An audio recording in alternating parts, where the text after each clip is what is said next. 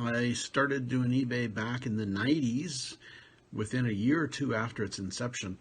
And I had an account that had, I think I had over 3,000 positive feedbacks, or 4,000 positive feedbacks thereabouts, and very few negatives.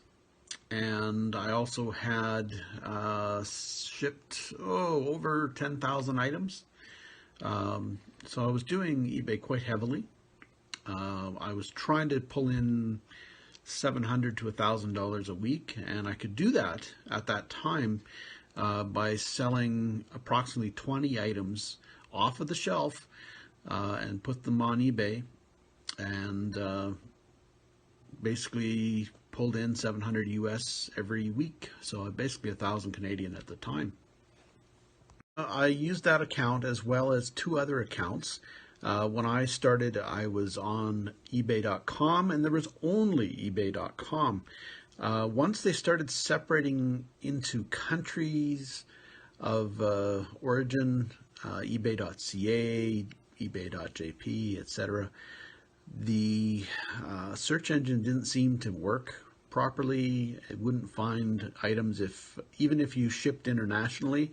If you were shipping or selling on eBay.ca, for some reason, despite shipping internationally, your items wouldn't show up in the search engines all the time. There was problems like that with eBay. Things that you could send them page shots and everything showing the problems, and they wouldn't acknowledge they existed, which was becoming a major problem. But despite that, I soldiered on and kept selling on eBay because it was profitable. But over the years, it got harder and harder and harder to sell on eBay. It took longer and longer to list. There was more bells and whistles that weren't really needed. They had lost sight of the KISS principle entirely, that keep it simple. And they lost track of that in their quest for making more money, I assume. So, eventually I got frustrated with it and had a dispute with eBay that they ended up suspending my main account. So, yeah, they owed me money as far as I was concerned. I sent them multiple pages of proof, and they refused and said that I owed them for listing fees. And I had just been so fed up, I got stubborn and held my ground. And of course, they kicked me off. But there's always getting back on somehow. Problem is, they go by your, they'll match up your similar fields, like the addresses, what your mailing address is, what your phone number is, credit card number, etc. And then we'll connect you with that banned account, and then we'll ban that new account or connected accounts. So they'll all end up banned eventually. So I did get kicked off of eBay for basically defending myself, and the fact that I wasn't happy didn't really matter. And the fact that I was only getting part of what I paid for on eBay didn't matter to eBay, of course. They're just too big, really, when it comes down to it. But I did get back onto eBay. And that happened after I started seeing my now ex-wife. We started using her account to sell on eBay. So we were using her account and using her PayPal account.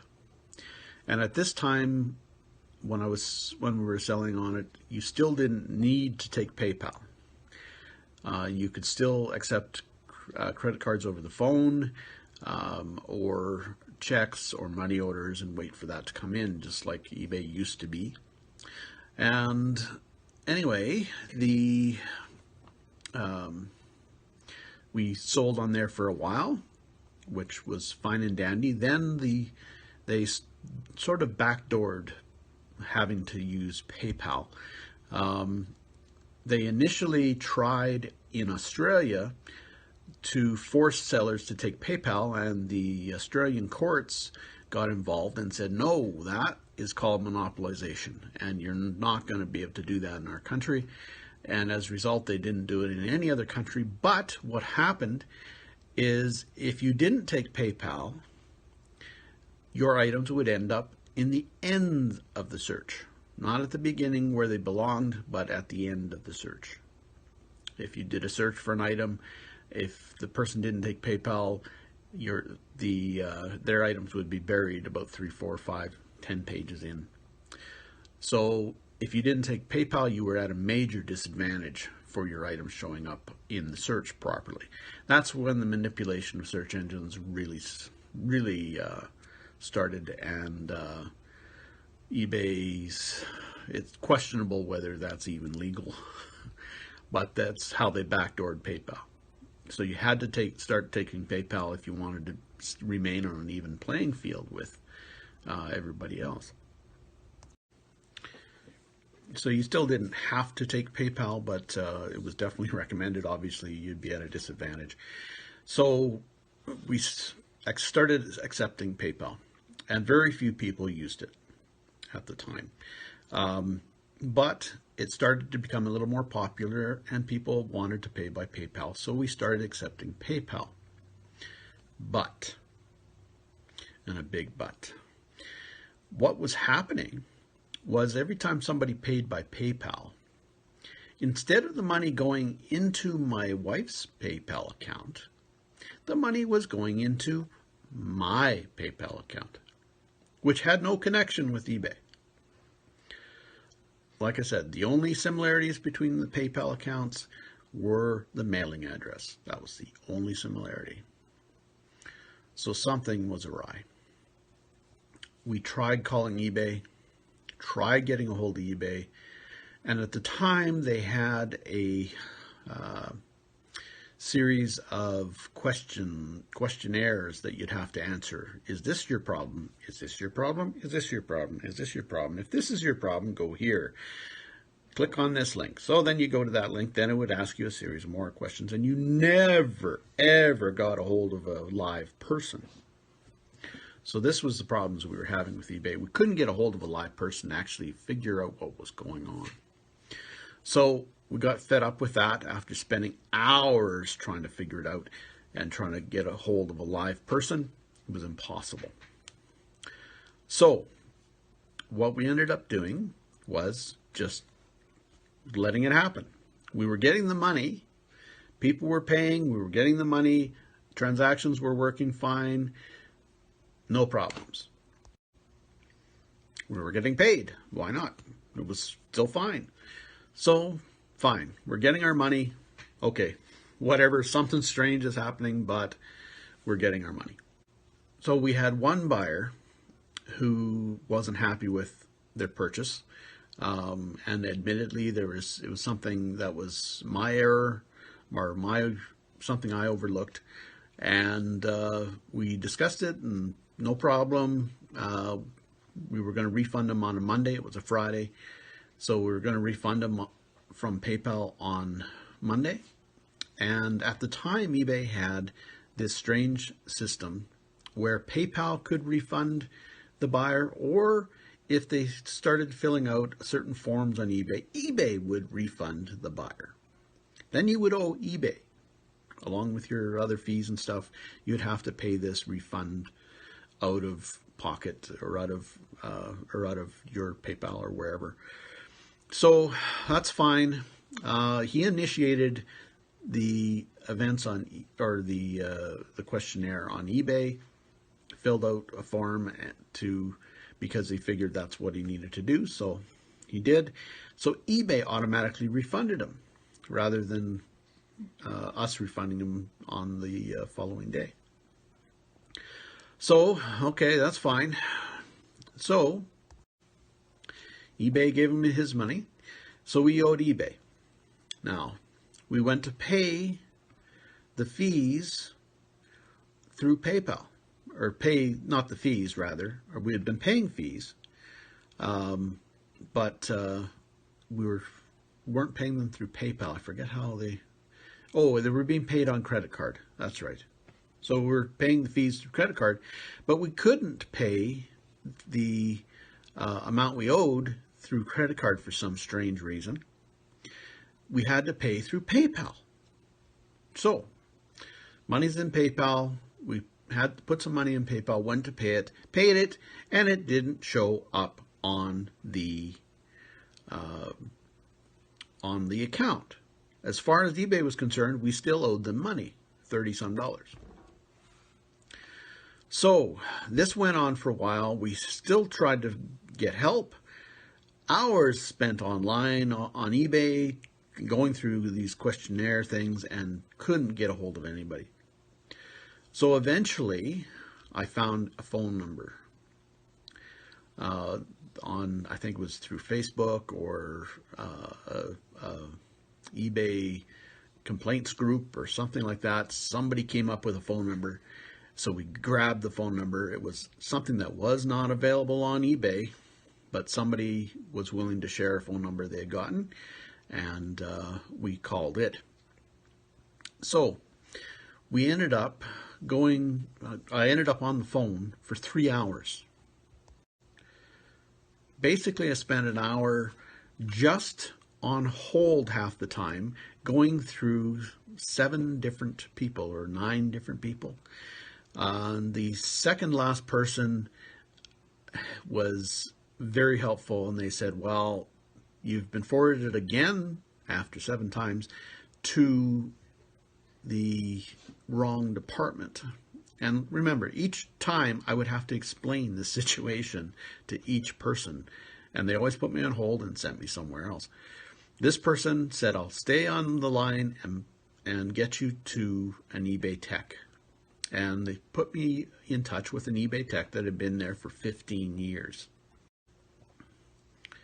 So we got talking to this eBay tech, and I told him the situation. And he said, well, that shouldn't happen. And I said, well, I guess not. So he tried looking into it.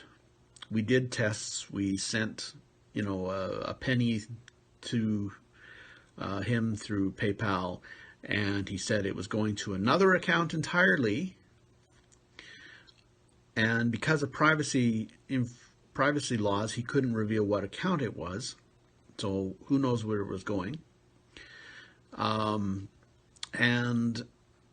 he was to the point, after a good hour and a half, 2 hours, you could tell he was pretty much pulling his hair out. He was frustrated. And I was to the point of laughing hysterically because it was just getting so ridiculous with eBay. And this was the final straw, of course. And he basically said, well, you could contact PayPal and try there. And I'm like, well, I've been on the phone for 3 hours now. I'm a little fed up with this. And he said, well, he kept saying, this shouldn't be happening, this shouldn't be happening, this shouldn't be happening. All the while he's working away. You can hear him typing in the background. He was frustrated, very frustrated. So in the end, we basically ended up kicked off of eBay because of a software glitch, and unable to get back on because we're banned because of this software glitch. So my name on eBay is no good, I guess you could say. Although I sold lots on eBay, had positive feedback, etc., etc. But like I said, I was stubborn enough that I didn't want to give in to eBay. Perhaps should have, and perhaps it'd still be on and still selling, but who knows. By the sounds of it, I don't really want to be on there anyway. It's getting really bad, and the buyers have all the power, so it's a little ridiculous at this point. You can't really communicate properly with buyers, and you can't really communicate with any sellers, any other sellers. It used to be a community. Now it's just a big big corporation that is in control of everything. And they want to control everything, and they're taking money left, right, center for all sorts of things that used to be free. Like I said, they got away from the KISS principle. Anyway, so yeah, that's why I don't sell on eBay. I have consigned stuff with other sellers to post on eBay, but haven't had great success. Sold a little bit here and there, like I said, through other people, but that's been about it. It's too bad. eBay's lost a lot of sellers, and I think it's prime time for a proper, simple auction site to occur. And I think it would go over well if done properly. Yeah, I've got some ideas myself, particularly a co-op model where the sellers own the website. So if you're familiar with the way a co-op operates, I think that would be probably the ticket to a decent reseller site of small resellers, small and middle resellers, which eBay is basically booting off left, right, center for various reasons. Yeah. Anyway, that's my opinion. So, thanks for watching. Please be sure to like and subscribe and check out our other videos on antiquing, picking, thrifting, scrapping, etc. Take care, folks.